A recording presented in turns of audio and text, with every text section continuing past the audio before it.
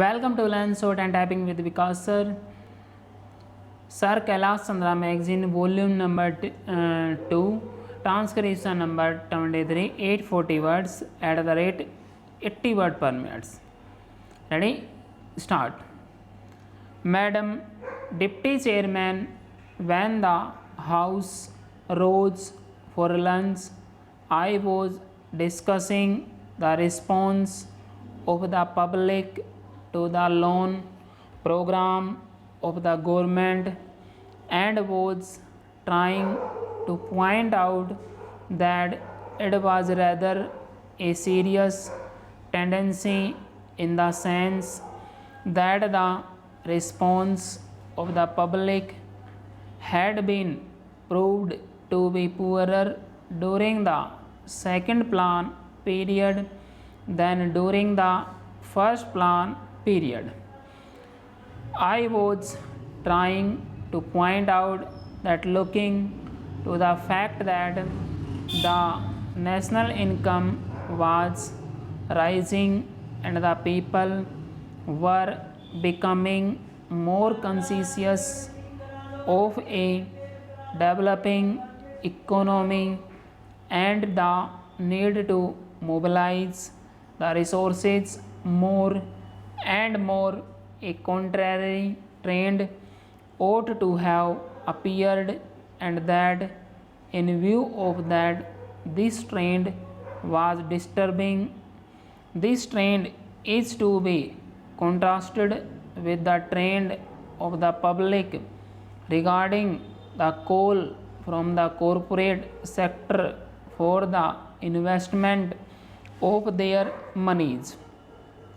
Here we find that the shares of some of the new companies or of the old companies that are issuing new shares are oversubscribed at times to the extent of 50 times the capital that has been asked for by the companies. So here are two pictures.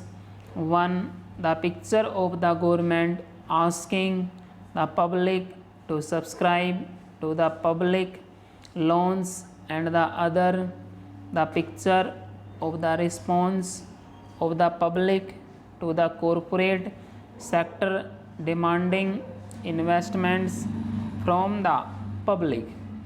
While on the one hand there is an enthusiastic response to the demand from the corporate sector, on the other there is a very poor response as far as the loan program of the government is concerned.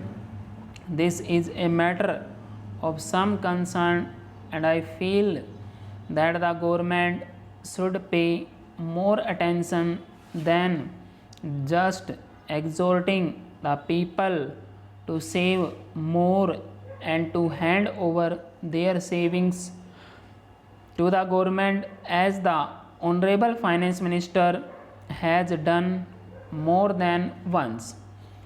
If it would have been merely a question of rediverting the money that is coming from the corporate sector to the public exchequer in the form of loans, perhaps the matter would not have been so serious. Then it would have been just a question of reallocation of the functions between the public sector and the private sector. But I feel that there is a large amount of money which is just changing to some lucrative channel, and that explains why the response to the demand from the corporate sector is 15 times. This shows that 14 times that particular capital is not required by that company, and if there had been some adequate step or measure whereby originally that money could have gone to the public exchequer.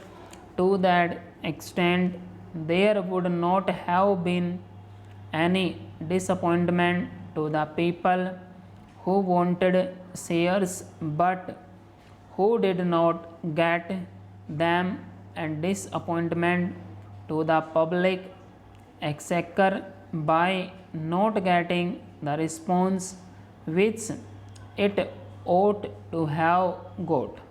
That, to my mind, leads to the question of the pattern of the rate of interest in a developing economy, and especially in view of the fact that a large number of companies are being floated today which have got an element of growth in them, thereby attracting so much capital towards them.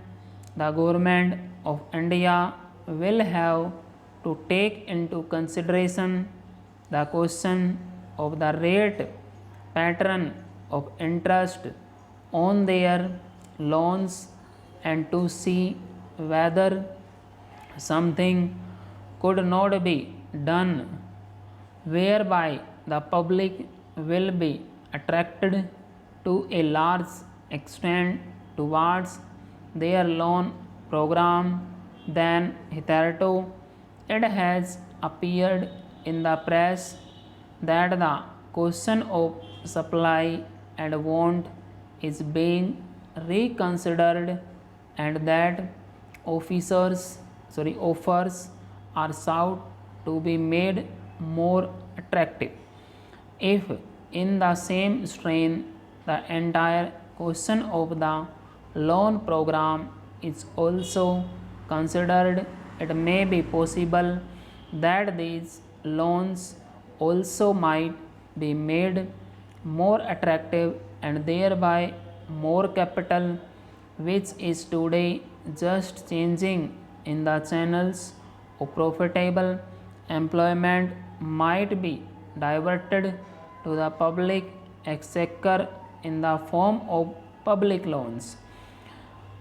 Then there is the question of the state governments performing their part which has been assigned to them during the third plan period. In this connection, I would like to draw the attention of the Honorable House to a very important recommendation which has been made by the third Finance Commission, namely the appointment of a high power commission to go into the entire question of the allocation of financial resources between the central government and the state governments. They have argued the whole case in nearly 1.5 pages in order to show why it has now become necessary that a high power commission should be appointed to go into this important question. According to the third Finance Commission, the allocation of resources between the center and the states was made at a time when planned economic development was not visualized. When the constitution was framed, the development of the public sector, the new responsibilities which the states were going to assume, and a plan era were not properly visualized, and it was under these conditions that these allocations were being made.